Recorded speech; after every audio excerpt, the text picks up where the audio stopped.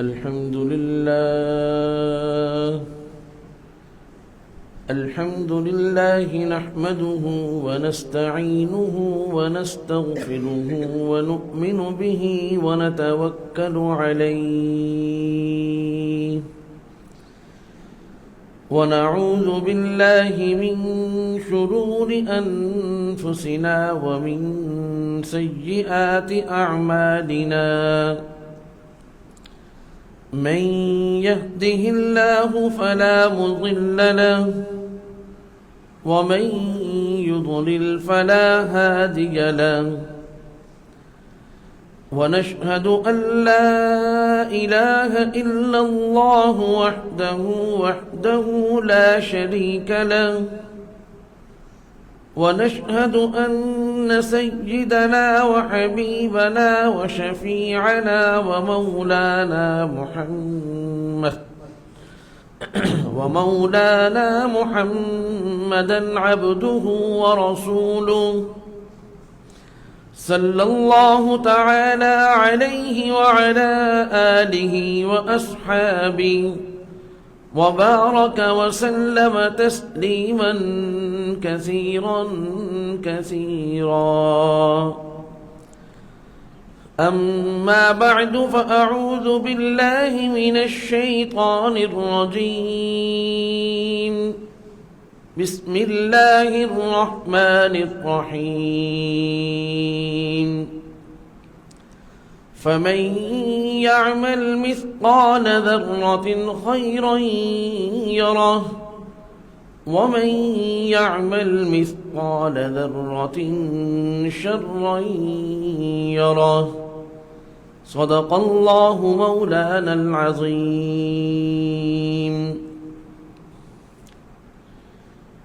میرے انتہائی واجب الاحترام بزرگان محترم برادران اسلام، السلام علیکم ورحمۃ اللہ تعالی وبرکاتہ.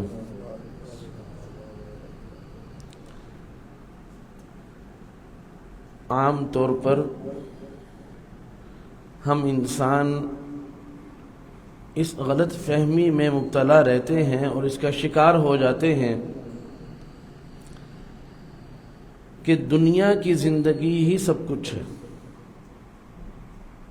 اور دنیا میں اگر ہمیں زندگی گزارنے کے وسائل، یہاں کی آسائش، یہاں کی رحمتیں، یہاں کی راحتیں، وہ سب چیزیں ہمیں مل گئیں تو ہم کامیاب ہیں، اور اگر ان میں کوئی کمی آ گئی تو ہم ناکام ہیں. جبکہ دین اسلام کا، قرآن کریم کا، احادیث مبارکہ میں جو ہماری رہنمائی کی گئی ہے، جو ہماری رہبری کی گئی ہے، وہ یہ کی گئی ہے کہ یہ جو دنیا کی زندگی ہے یہ بہت اہمیت کی حامل ہے. انسان جس طرح کی یہ زندگی گزارے گا، آخرت میں اسی طرح کا نتیجہ اس کے سامنے آئے گا. اگر دنیا کی زندگی اس نے ایمان کے ساتھ، اعمال صالحہ کے ساتھ، اچھے اخلاق کے ساتھ، حلال حرام کی تمیز کے ساتھ، جائز اور ناجائز کے فرق کے ساتھ گزاری ہے، اور دین پر اور شریعت پر عمل کیا ہے، تو آخرت میں نتیجہ بھی خیر والا، بھلائی والا، اللہ تعالیٰ کی رضا اور اللہ تعالیٰ کی محبت والا، اور نجات اور مغفرت والا، عیش و عشرت والا، جنت والا یہ نتیجہ ملے گا.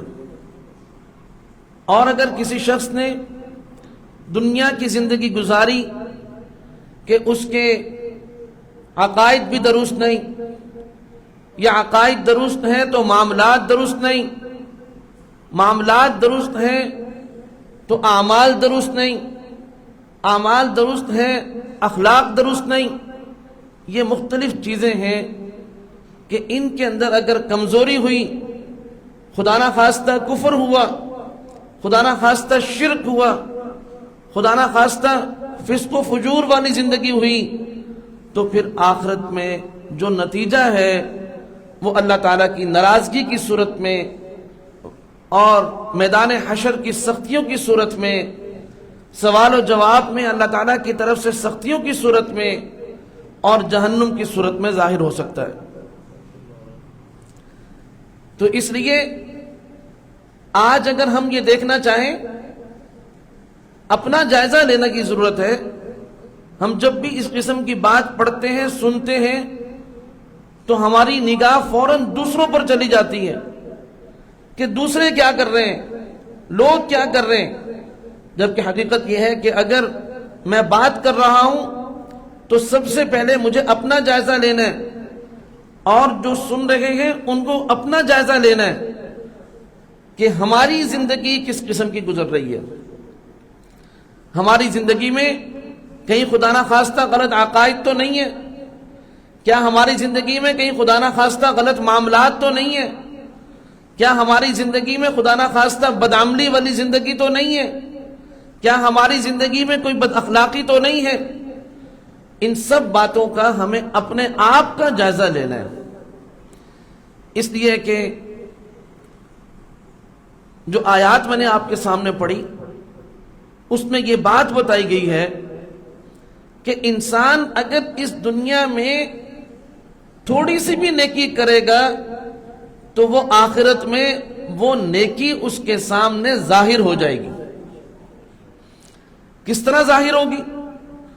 فرمایا کہ وہ نیکی ظاہر ہوگی اللہ تعالیٰ کی رضا کی صورت میں، اللہ تعالیٰ کی نگاہ محبت کی صورت میں۔ وہ نیکی ظاہر ہوگی کہ اللہ رب العزت قیامت کے روز اس کا اعمال نامہ دکھا کر اس کو خوش کر دیں گے۔ اللہ تعالیٰ اس کا اعمال نامہ اس کے داہنے ہاتھ میں دیں گے۔ اللہ رب العزت جنت میں داخلے کا اعلان فرمائیں گے۔ یہ ہے کہ جو نیکی ہے وہ اس صورت میں ظاہر ہوگی۔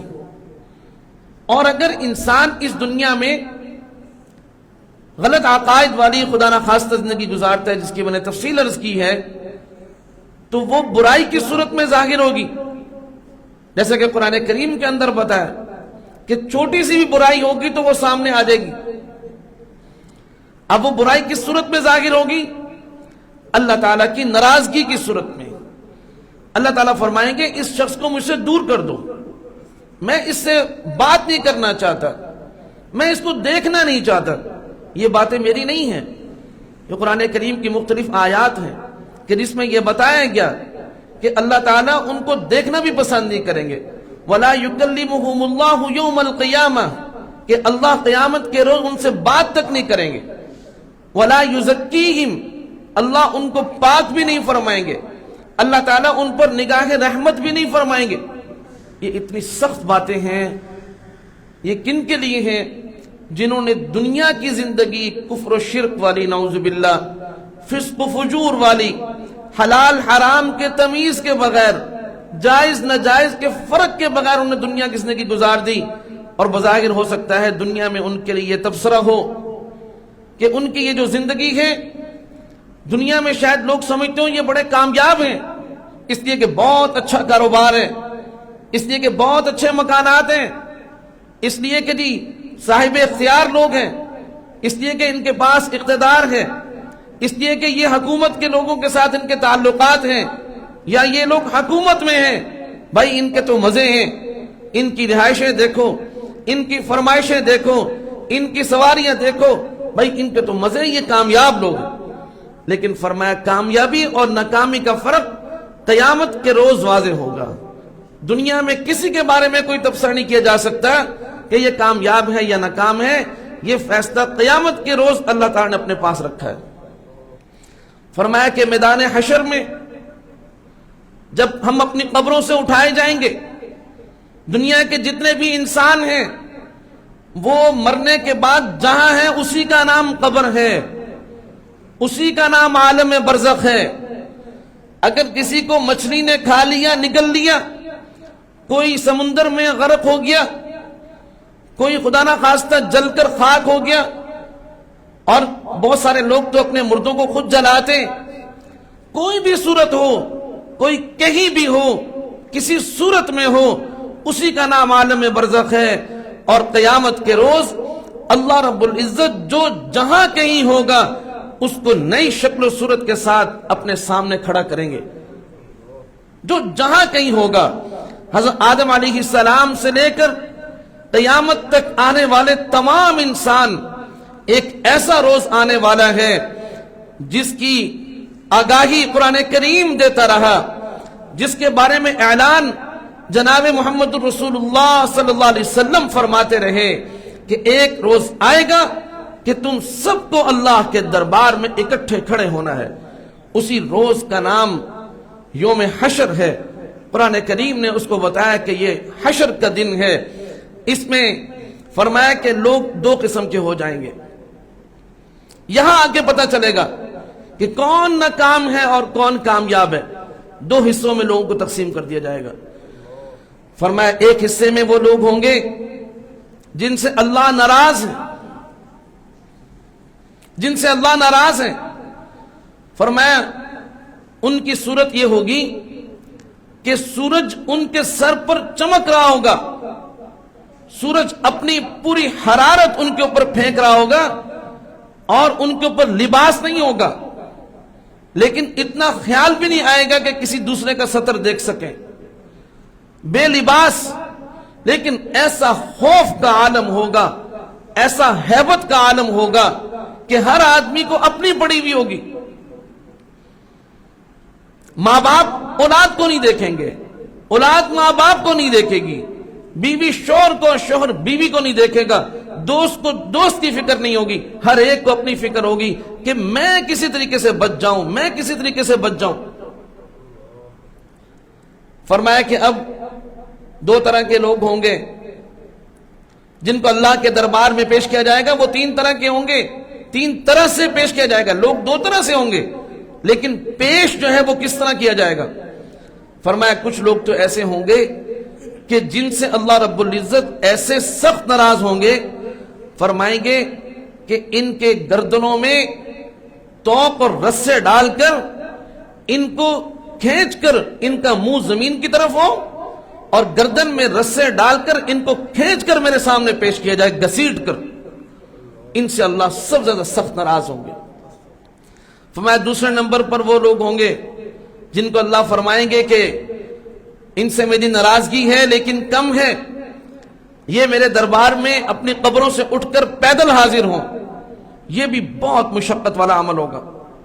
میں تیسرے نمبر پر وہ لوگ ہوں گے کہ جن کو اللہ فرمائیں گے ان کو تکلیف نہیں دینی، ان کو جنت کی سواریاں دے دی جائیں اور یہ اپنی سواریوں پر بیٹھ کر میرے سامنے آئیں۔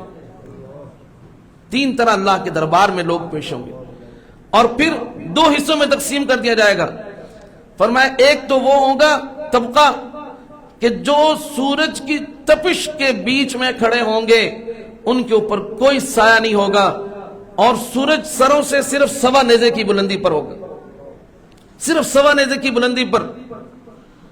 اور فرمایا کہ 7 طرح کے لوگ ایسے ہوں گے، 7 طرح کے لوگ جن کو اللہ اس دن اپنے عرش کا سایہ عطا فرمائیں گے۔ سبحان اللہ، 7 طرح کے لوگ کہ جن کو اللہ عرش کے دن، اپنے قیامت کے دن، اس ہولناک دن کے اندر اللہ تعالیٰ ان کو اپنے عرش کا سایہ عطا فرمائیں گے۔ سبحان اللہ، کتنا بڑا احسان ہے اللہ تعالیٰ کا کہ اللہ رب العزت نے اسی زندگی کے اندر ہمیں جناب رسول کریم صلی اللہ علیہ وسلم کے صدقے اور ان کے طفیل میں بتا دیا کہ یہ کام کر لو تو قیامت کی سختیوں سے بچ سکتے ہو۔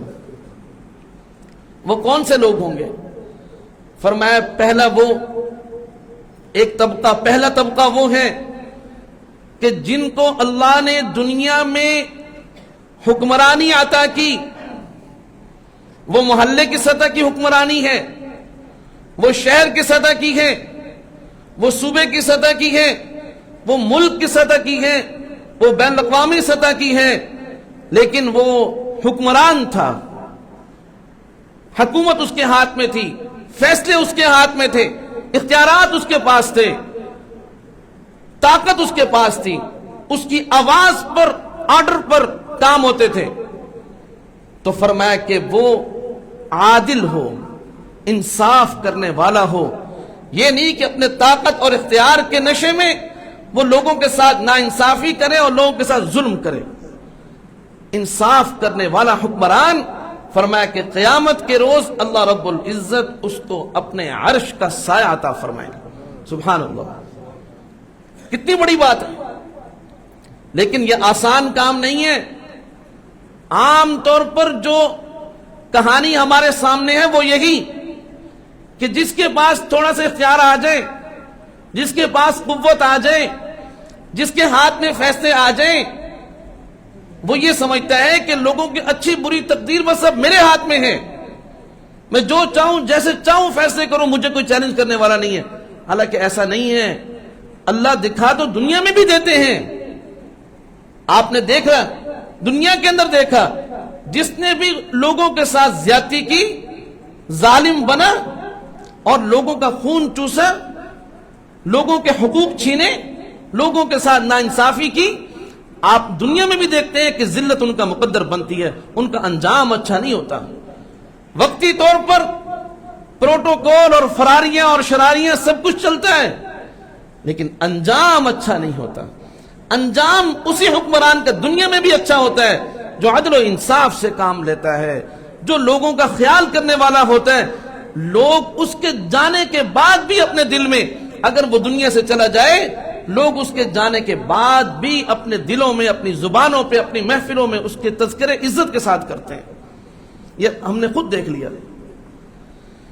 تو پہلا طبقہ جو عادل حکمرانوں کا رہا ہے پوری زندگی کے اندر، دنیا کے حضرت آدم علیہ السلام سے لے کر آخرت تک جتنے بھی عادل حکمران ہوں گے سب کو اللہ عرش کے سائے میں جگہ عطا فرمائیں گے. اور فرمایا کہ دوسرا طبقہ وہ ان نوجوانوں کا ہے کہ جنہوں نے بلوغت پر قدم رکھتے ہی بالغ ہوئے، جوانی میں قدم رکھتے ہی اللہ تعالیٰ کی عبادت کا ذوق اور شوق ان کو لگ گیا. گناہوں سے بچنے والے، اپنی جوانیاں اللہ کی عبادت میں لگانے والے. اور یہ کب ہوتا ہے؟ کہ جب ماں باپ یہ نہ سوچیں کہ ابھی تو بچہ ہے، اس کو ابھی نماز میں لے جانے کی ضرورت نہیں ہے، ابھی اس کو فجر میں اٹھانے کی ضرورت نہیں ہے، بچہ ہے. جب ماں باپ یہ نہ سوچیں کہ ابھی تو بچی ہے، جیسا چاہو لباس پہنا دو، ابھی تو چھوٹی ہے، ابھی تو جو چاہے کر لے. نہیں، ماں باپ دنیا میں آنے سے پہلے ماں باپ کو چکنا ہونے کی ضرورت ہے کہ میرا بیٹا، میری بیٹی، میری اولاد دنیا میں آنے والی ہے، میں ان کی کیسی نگہبانی کروں، کیسی تربیت کروں، کیسا ماحول دوں، کیسی ان کے ساتھ محفل کروں، کیا کیا ان کو سمجھاؤں کہ میرے بچے اپنی بچپن میں جوانی کا ذوق رکھنے والے، شوق رکھنے والے، اور جیسے ہی جوانی میں قدم رکھیں اللہ کے عبادت گزار بن جائے. فرمایا ایسے نوجوان طبقے، ایسے نوجوان لوگ وہ قیامت کے روز اللہ کے عرش کے سائے میں ہوں گے. کیوں؟ گناہ کرنے کی طاقت تھی. جوانی میں انسان کو عیش و عشرت اچھی لگتی ہے، اس کی قوت اس کا ساتھ دیتی ہے اور اس کو ٹینشن نہیں ہوتی، ماں باپ کے سہارے پر جی رہا ہوتا ہے. ایسے میں انسان عبادت گزار بن جائے، اپنی طاقت کو گناہ میں لگانے کے بجائے عبادت میں خرچ کرنے والا بن جائے، اپنے پیسے کو، اپنی صحت کو، اپنے وقت کو وہ اللہ کی عبادت میں لگا رہا ہے. فرمایا کہ ایسے لوگ عرش کے دن اللہ کے قیامت کے روز اللہ کے عرش کے سائے میں ہوں گے. سبحان اللہ. اور فرمایا کہ تیسرا طبقہ وہ لوگ ہیں کہ جو آپس میں صرف اور صرف اللہ کی رضا کے لیے محبت کریں. آج محبت کیوں ہوتی ہے؟ عام طور پر محبت میں دنیا کی غرض چھپی ہوئی ہوتی ہے، حتیٰ کہ بعض اوقات والدین اپنی اولاد سے محبت کرتے ہیں کہ یہ بڑھاپے میں میرے کام آئے گا. بچے اولاد سے محبت کرتے ہیں بچے جو ہیں وہ ماں باپ سے محبت کرتے ہیں کہ ماں باپ کے سے میرے کام نکلیں گے. دو لوگ آپس میں محبت کرتے ہیں، ان کا مقصد ہے کہ بھائی مجھے اس سے کام پڑ سکتا ہے. فرمایا یہ اللہ کی رضا نہیں ہے. وہ لوگ کہ جن کی محبت صرف اور صرف اللہ کی رضا کے لیے ہے، کہ یہ میرا مسلمان بھائی ہے، وہ والد کی صورت میں بھی ہو سکتا ہے، یہ میرے والد صاحب ہیں، یہ میری والدہ ہیں، یہ میرا بھائی ہے، یہ میری بہن ہے، یہ میرا ہمسایہ ہے، ہم ایک مسجد میں نماز پڑھنے والے ہیں، یہ میرا ساتھی ہے، یہ میرے استاد ہیں، یہ میرے شاگرد ہیں. ان کی جو آپس میں محبت ہے اس میں صرف یہ ہے کہ اللہ مطلوب اور مقصود ہے، اللہ کی رضا مطلوب اور مقصود ہے، بس کوئی دنیا کی غرض نہیں. اور یہ چیز آج ختم ہوتی جا رہی ہے. آج اغراض کا اور مفاد پرستی کا دور ہے. تو فرمایا کہ عرش کے سائے میں ہوں گے وہ لوگ کہ جن کی آپس کی محبت صرف اللہ کی رضا کے لیے ہوگی. جناب رسول کریم صلی اللہ علیہ وسلم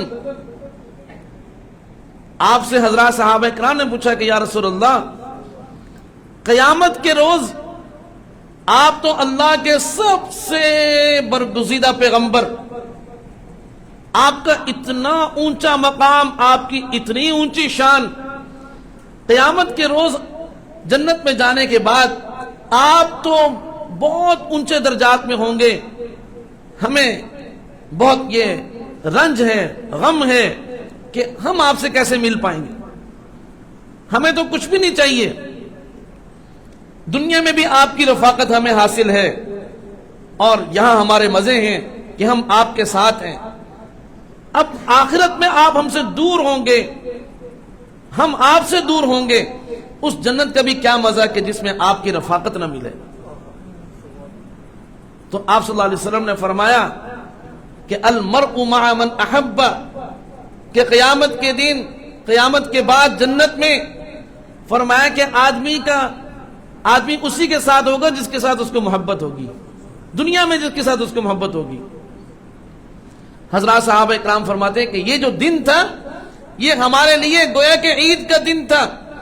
ہمیں کبھی کسی بات پر اس قدر خوشی نہیں ہوئی جتنی اس بات پر خوشی ہوئی کہ قیامت کے قائم ہونے کے بعد آخرت میں ہم جناب رسول کریم صلی اللہ علیہ وسلم کے ساتھ ہوں گے، اس لیے کہ ہمیں آپ صلی اللہ علیہ وسلم سے شدید محبت ہے.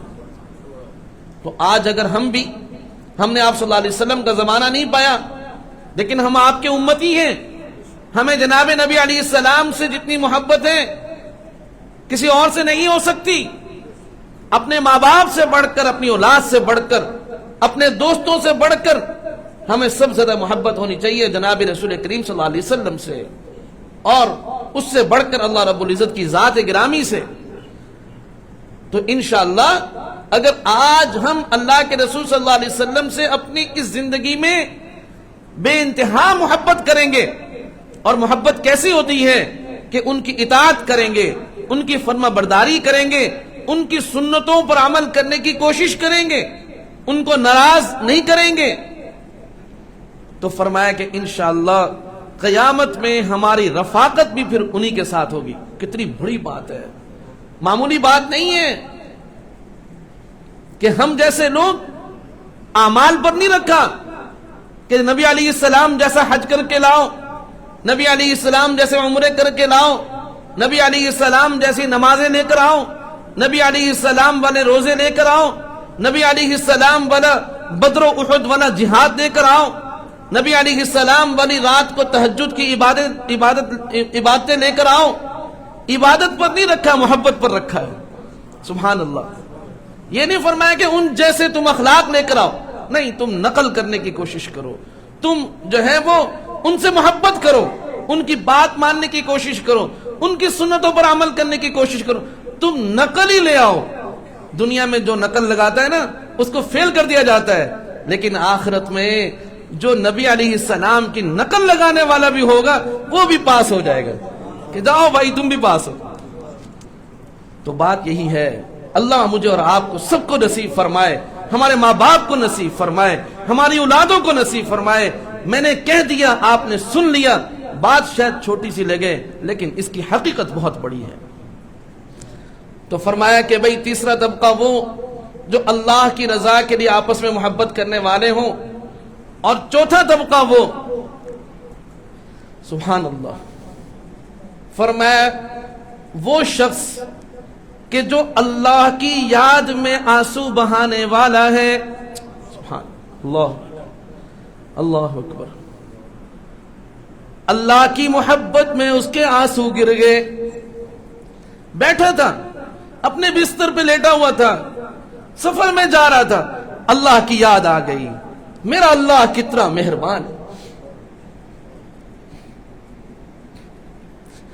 میرا اللہ کتنا مہربان ہے کہ اس نے مجھے کافر نہیں بنایا، اس نے مجھے مسلمان بنایا ہے، میرا اللہ کتنا مہربان ہے، اس نے مجھے جناب محمد رسول اللہ کا غلام اور ان کا امتی بنایا ہے، میرا اللہ کتنا مہربان ہے، اس نے مجھے قرآن کا ماننے والا بنایا ہے، قرآن کا انکار کرنے والا نہیں بنایا، میرا اللہ کتنا مہربان ہے کہ اس نے مجھے دین سے محبت کرنے والا بنایا ہے، میرا اللہ کتنا مہربان ہے، اس نے مجھے نماز پڑھنے والا بنایا۔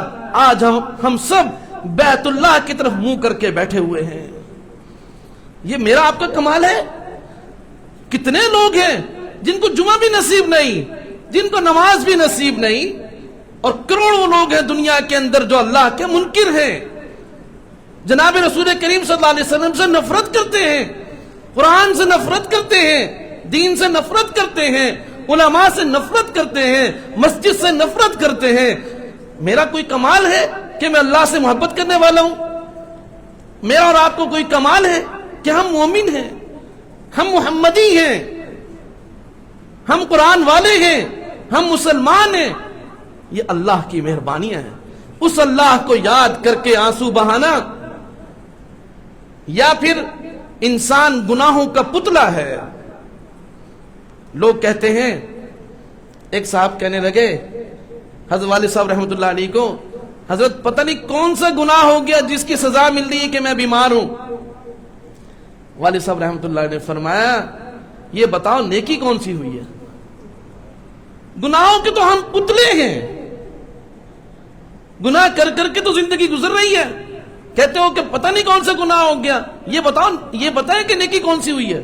اللہ اکبر، ہماری تو نمازیں بھی اگر اللہ تولنے پر آ جائے، ایک ہے اللہ کا فضل و کرم، وہ فرما دے جا میرا نمازی بندہ ہے جا جنت میں، وہ تو بہت بڑا ہے، وہ تو غفور رحیم ہے، وہ تو پردے ڈالے گا، ستار العیوب ہے، وہ کہے گا جاؤ جاؤ جاؤ، اچھا بھائی پاس ہو پاس ہو پاس ہو، ہوگا ایسا ہی انشاءاللہ، گھبرانا نہیں ہے، مایوس نہیں ہونا۔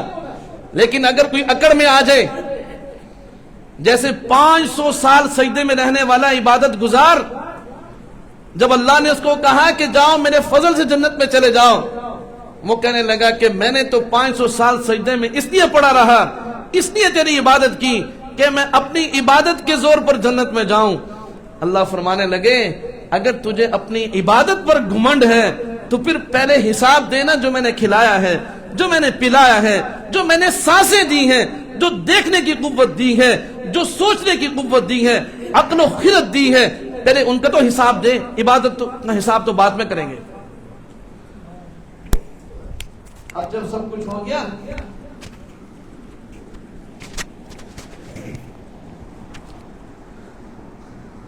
بات یہ ہے، حضرت والد صاحب رحمۃ اللہ علیہ فرمانے لگے، آپ کو بات سنا دوں مزے کی، فرمانے لگے عمرے پر جا رہے ہو، زیادہ مشقت نہیں کرنا، اللہ تعالیٰ نے کثرت پر مغفرت کے فیصلے نہیں کیے کہ بہت زیادہ نمازیں پڑھ کے آیا لہٰذا اس کی مغفرت کر دوں، بہت زیادہ عمرے کر کے آیا، بہت اس نے اپنے آپ کو تھکایا۔ فرمایا اللہ نے مغفرت کے فیصلے فضل پر فرمائے ہیں، بس اللہ سے فضل مانگتے رہو، کہ اللہ کچھ بھی نہیں ہے۔ کبھی بھی یہ نہ ہو کہ میں تو کبھی میری نماز نہیں چھوٹی، میں تو ایسے اور میں تو ویسے، اور فلانا تو بڑا گناہ گار ہے، نہیں، یا اللہ مجھے بھی بخش دے اور اس کو بھی بخش دے اور اس کو بھی بخش دے، سب کو بخش دے، اللہ سب کو معاف کر دے، بس اللہ فرمائے گا جاؤ بھائی سب پار لگ دو انشاءاللہ۔ تو اللہ کی یاد میں، اللہ کی محبت میں، اللہ کے خوف میں آنسو بہانے والا چوتھا طبقہ وہ ہے۔ اور فرمایا کہ اگلا طبقہ وہ ہے کہ جو اللہ کے راہ میں صدقہ کرے اس طریقے سے کہ کسی کو بھی پتہ نہ ہو، حتیٰ کہ اگر سیدھے ہاتھ سے صدقہ کیا ہے تو اس کے الٹے ہاتھ کو بھی پتہ نہ لگے کہ اس نے اللہ کی راہ میں صدقہ کیا ہے. چپ کر اللہ کے راہ میں چاہے 1 روپیہ دے دیجیے. یہ 1 اور 1 کروڑ، 1 روپیہ اور 1 کروڑ روپے، یہ میرا آپ کا حساب ہے. اللہ تعالیٰ کا حساب اخلاص پر ہے. اگر 1 کروڑ ریا کے ساتھ ہے وہ جہنم میں لے جائے گا. 1 روپیہ صدقہ اللہ کے راہ میں اگر اخلاص نیت کے ساتھ ہے جنت میں لے جائے گا. اسی طرح فرمایا کہ چھٹا طبقہ وہ ہے ان نوجوانوں کا جو اللہ سے اس قدر ڈرنے والے کہ اگر تنہائی میں ایک حسین و جمیل عورت اور وہ گناہ کی پوری طاقت رکھنے والا ہو، کوئی اس سے دیکھنے والا نہیں، کسی کے سامنے اس کا گناہ ظاہر ہونے والا نہیں، لیکن وہ اپنی نگاہ بھی اٹھا کر دیکھنے کے لیے اس حسینہ کو تیار نہیں ہے کہ مجھے میرا اللہ دیکھ رہا ہے، مجھے میرا رب دیکھ رہا ہے. وہ اپنی طاقت کے باوجود، اپنی چاہت کے باوجود کسی انسان کا کوئی خوف نہیں، ذلت اور رسوائی کا کوئی خوف نہیں، صرف اور صرف اللہ کی رضا کے لیے وہ اس گناہ سے اپنے آپ کو بچا کر رکھنے والا ہے. تو فرمایا اللہ ایسے متقی لوگوں کو عرش کے سائے میں جگہ عطا فرمائے گا جن کی جوانیاں پاک تھی، جنہوں نے اپنی جوانیوں پر چوکیداری کی ہے کہ میرا اللہ دیکھ رہا ہے، میں نے اپنی نگاہ کو حرام جگہ پر نہیں لگانا، میرا اللہ دیکھ رہا ہے. میں نے اپنے آج لوگ فخر کرتے ہیں میرے پاس اتنی لڑکیوں کے نمبر ہیں. یہ فخر کی بات نہیں ہے، یہ جہنم کے کوڑے ہیں جو تمہارے موبائل میں ہیں، جہنم کے انگارے ہیں. خدا کی قسم میں نے ایک جگہ بیان کیا اور یہ بات میری زبان پر آ گئی. ایک نوجوان میرے سامنے بیٹھا تھا، بعد میں آیا کہنے لگا میں نے آج نمبر ڈیلیٹ کر دیا، میں تو گناہ میں مبتلا تھا. میں نے کہا یہ کوئی بات نہیں ہے، میری کسی حسینہ کے ساتھ یاری اور دوستی ہے، یہ فخر کی بات نہیں، یہ جہنم کی آگ ہے جو تیرے موبائل کے اندر موجود ہے. خدا کا خوف کرو، اپنی آئی ڈیز پاک کریں، اپنے چینل پاک کریں. موبائل ضرورت ہے لیکن حرام کاری کے ساتھ جس کی اجازت نہیں ہے. تو اس لیے اللہ سے ڈرنے والے لوگ عرش کے سائے میں. اور 7واں طبقہ سبحان اللہ پڑھ لیجیے، آخری یہ 7 طبقے جنت قیامت کے روز عرش کے سائے میں ہوں گے. 7واں طبقہ وہ کہ جن کا دل مسجدوں میں اٹکا ہوا ہے. سبحان اللہ، جن کا دل مسجدوں میں اٹکا ہوا ہے، رات کو سو رہے ہیں، سونے لگے الارم لگا رہے کہ فجر کی نماز نہ رہ جائے، جماعت کے ساتھ جا کر نماز پڑھنی ہے، میری جماعت نہ رہ جائے، میری نماز نہ رہ جائے. کہیں جا رہے سفر پہ جا رہے، تاجر حضرات ہیں آپ ماشاءاللہ، سفروں پہ جانا پڑتا ہے. اب سفر کر رہے ہیں اس ترتیب پر کہ میں وہاں پہنچ کر کون سی مسجد میں 1 بجے نماز ہے، کس میں 1:15 ہے، کس میں 1:30 ہے، میری جماعت نہ رہ جائے.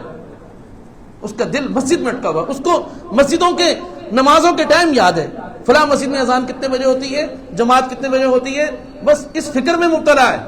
سبحان اللہ، یہ نہیں کہ اس کو پرواہ ہی نہیں ہے جماعت ہوتی ہے نہیں ہوتی ہے، کون سی مسجد میں کتنے بجے ہوتی ہے، نہیں، اس کو پرواہ ہی نہیں. اللہ معاف فرمائے. اب اس کو فکر ہے کہ میں یہاں سے کتنے بجے چلوں، کتنے بجے پہنچوں اور کیسے مجھے نماز جماعت کے ساتھ مل جائے. اس کا دل مسجد میں اٹکا ہوا ہے. اور اللہ تعالی ہم سب کی حفاظت فرمائے. الحمدللہ میں آپ حضرات کے چہرے دیکھ رہا ہوں، اللہ مجھے بھی ایسا بنا دے کہ ہمارے دل مسجدوں میں اٹک جائیں بس. اللہ تعالیٰ معاف فرمائے. بعض لوگوں کا تو یہ حال ہوتا ہے کہ مسجد میں آ کر ان کا دل بازار میں لگا ہوا ہوتا ہے، مسجد میں آ کر ان کا دل کہیں اور لگا ہوا ہوتا ہے. تو فرمایا کمال یہ ہے کہ تم جہاں کہیں بھی ہو، بازار میں، گھر میں، ریل میں، جہاز میں، سب جہاں کہیں ہو، تمہاری ترتیب یہ ذہن میں ہو کہ میری جماعت نہ رہ جائے. میں نے اپنے بزرگوں کو دیکھا، ہمارے نانا جی رحمت اللہ علیہ، حضرت والد صاحب رحمت اللہ علیہ، میں نے اپنے بزرگوں کو دیکھا کہ وہ سفر کی جو اپنی بکنگ ہے ٹکٹ وغیرہ یا کہیں آنا جانا وہ اس ترتیب پر رکھتے رہے کہ ہمیں جماعت کہاں ملے گی. یہ ہے اصل شان مسلمان کی کہ وہ کہیں بھی ہے. اور یہ معمولی بات نہیں ہے. ایک بات ہے ہم زیادہ تہجد نہیں پڑھ سکتے, زیادہ نفل نہیں پڑھ سکتے, زیادہ قرآن کریم کی تلاوت نہیں کر سکتے. ہم فرض نماز جماعت کے ساتھ پڑھنے کے لیے اس فکر میں آج سے اپنے آپ کو ڈال لیں. اور ماشاءاللہ آپ حضرات تو ماشاءاللہ ڈالے ہوئے اپنے آپ کو, اللہ ہم سب کو توفیق دے, اس فکر میں ڈال دے کہ میری 5 نمازیں جماعت کے ساتھ مسجد میں ہونی چاہیے. انشاءاللہ یہ مسجدوں کے ساتھ دل لگنا, جماعت کی فکر ہونا, یہ قیامت کے روز ہمیں اللہ کے عرش کے سائے میں جگہ دلائے گا انشاءاللہ. اللہ تعالی ہم سب کو ان سب باتوں پر اپنے فضل و کرم سے عمل کرنے کی توفیق عطا فرمائے اور قیامت کی سختیوں سے اللہ تعالی ہم سب کی حفاظت فرمائے. اللہ تعالی ہم سب کو اپنے عرش کا سایہ نصیب فرمائے. وآخر دعوانا يا نفس إن لم تظفري لا تجزعي